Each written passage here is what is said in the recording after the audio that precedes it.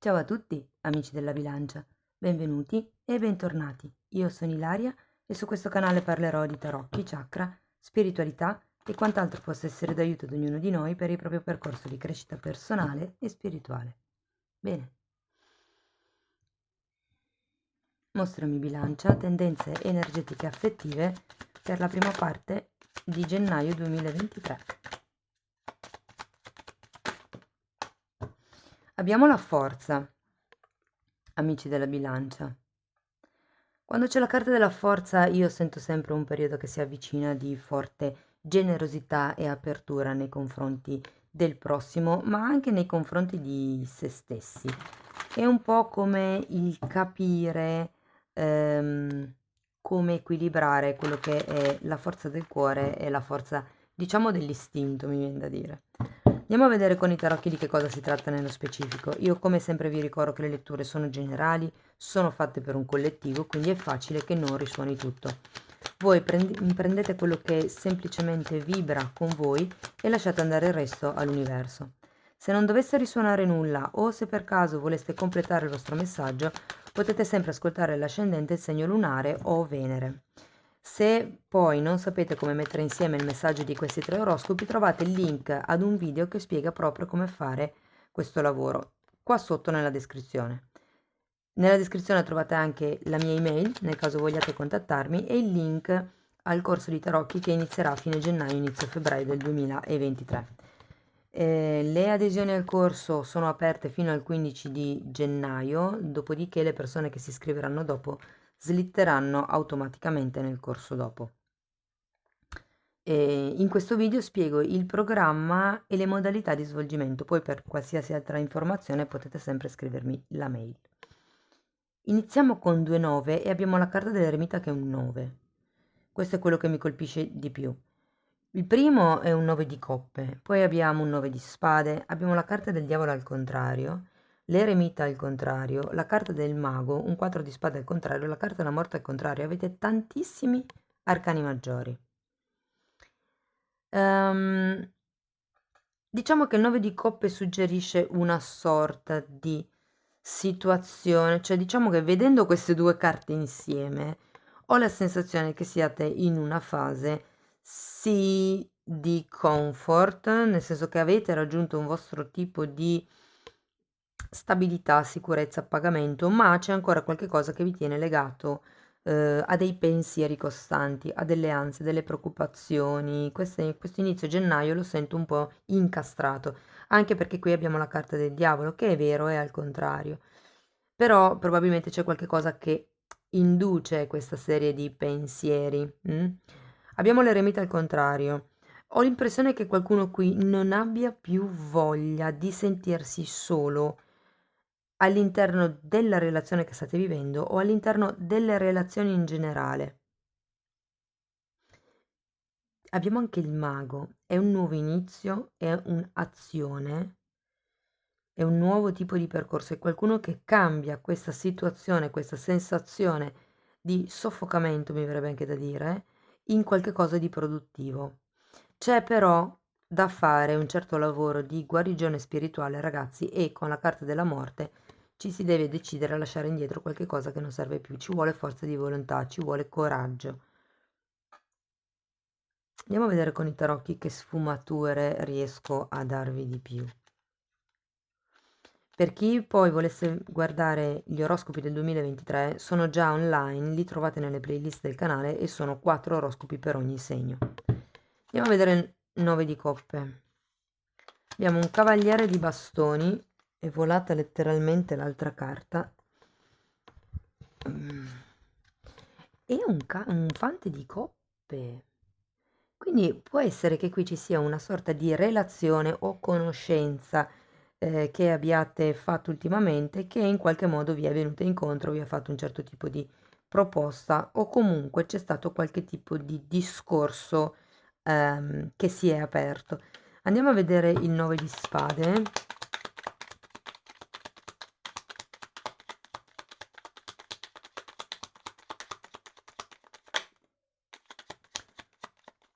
7 di pentacoli al contrario,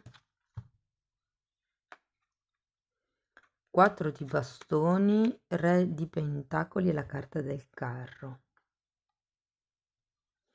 Credo che qui i pensieri siano legati al creare qualcosa insieme o al fare il passo successivo.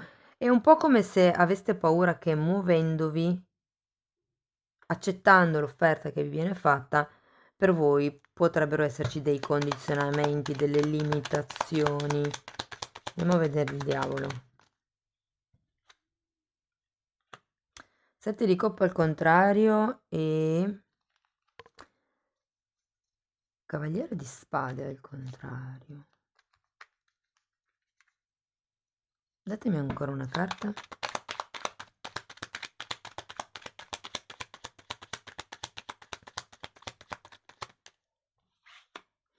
E il sole.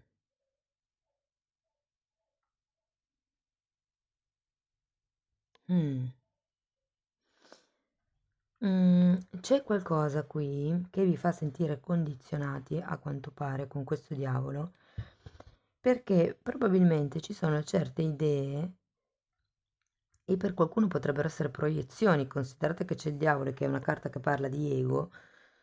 L'ego normalmente fa questi brutti scherzi, diciamo così. Non lo so, è un po' come se vi fosse, se vi mancasse la spinta propulsiva in avanti per fare questo tipo di cambio. In fondo sento che molti stanno bene così. Andiamo a vedere l'eremita al contrario. 4 di spade nuovamente, ce l'avete già qui. E 9 di spade che è qui.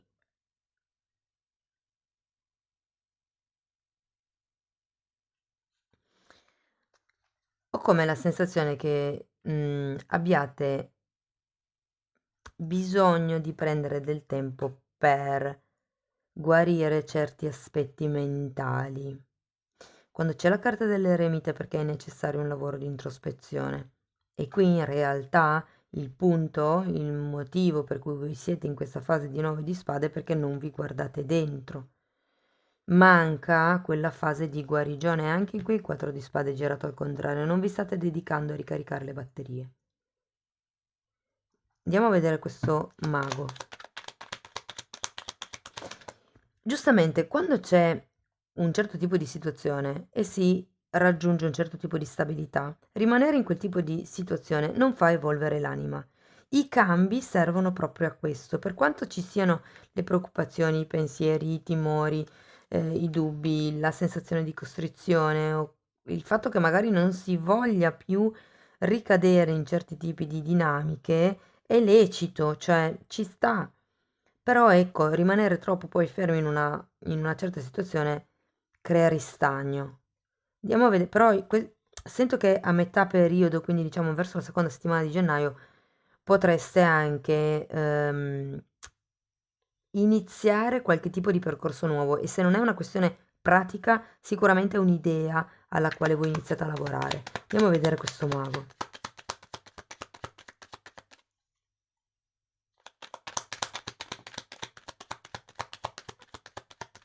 Guardate, in realtà le carte che avete, diciamo, inerente a questa persona sono piuttosto belle. Però sento che è un po' vostra la reticenza, siete voi che vi fate prendere un po' dal panico, diciamo. 7 di spade.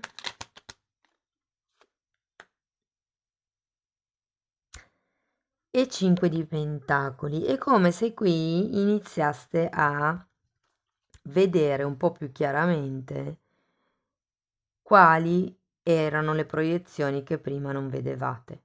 7 di spade sono le bugie, le proiezioni, le false convinzioni, mentre il 5 di pentacoli rappresenta un'idea, cioè scusatemi, un'energia, un po' come quella del 9 di coppe, però diciamo al negativo, stagnante, un'energia di una persona che è lì, rimane in quella situazione e non fa niente per cambiare il modo di vedere la propria verità. Il mago è riferito a questo, ci sarà un inizio riferito proprio al modo di esporsi, al modo di percepire la realtà, anche al modo di prendere gli aiuti, perché qui ripeto, c'è questa mentalità di non poter far nulla per uscire da questa situazione o di non poter far diversamente.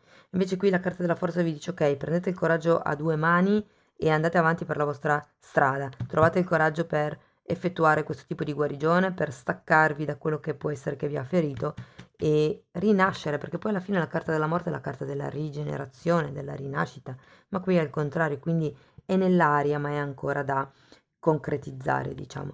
Andiamo a vedere questo 4 di spade. Gli amanti e un asso di denari. Ragazzi, qui si tratta di guarire l'amor proprio,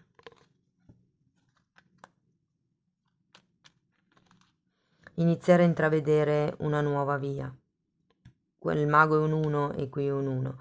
E fare un lavoro di introspezione vi permetterà appunto di, sì, di rendervi conto di quello che era la vostra particolare percezione della realtà in quel momento. Cambiando la percezione della realtà si cambiano le emozioni, si possono cambiare le emozioni. Cambiando le emozioni si può cambiare, diciamo, la linea di tempo con la quale si va a manifestare. Chiaramente devono cambiare in meglio, non in peggio. Andiamo a vedere la morte. Fante di pentacoli. Sì, c'è un altro fante, infatti mancava, questa è la stella o la luna? La stella. Fante di pentacoli, fante di bastoni, 5 di bastoni, 3 di coppe, la stella e un 5 di coppe. Decisamente c'è qualche tipo di discussione da lasciare indietro o di personaggi da lasciare indietro. Può essere anche per qualcuno un gruppo familiare, vi dirò. C'è comunque da affrontare la questione, da fare il passo, essere sinceri, onesti con se stessi, capire a che cosa vi eravate attaccati, a che cosa vi faceva sentire o vi fa sentire vincolati, che cosa impedisce al vostro bambino interiore di espandersi, di esplorare, di esprimersi.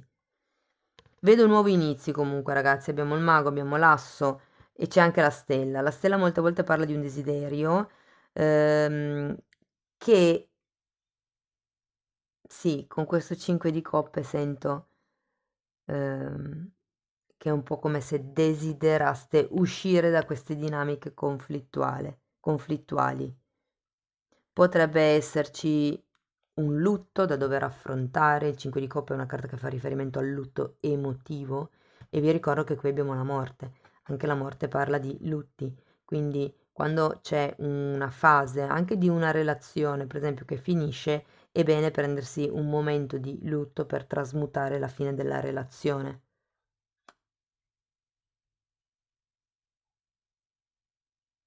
Sì, è come se qualche collaborazione, qualche tipo di questione, di discussione, di confronto dovesse terminare ad un certo punto. O meglio, dovete prendere la decisione di lasciarvela indietro. Ed è anche un lavoro sull'amor proprio che sarete portati a fare.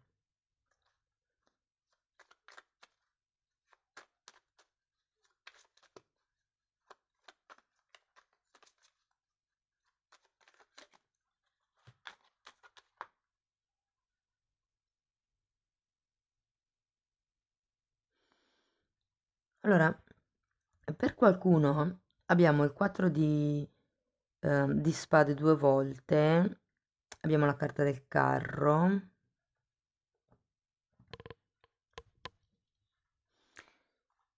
Può, e anche la carta dell'eremita, può trattarsi per qualcuno di un viaggio o di un nuovo percorso di studi, seminario, piuttosto che ritiro spirituale, mm, al quale potrebbe essere utile per voi partecipare. Questo prendetelo come un suggerimento.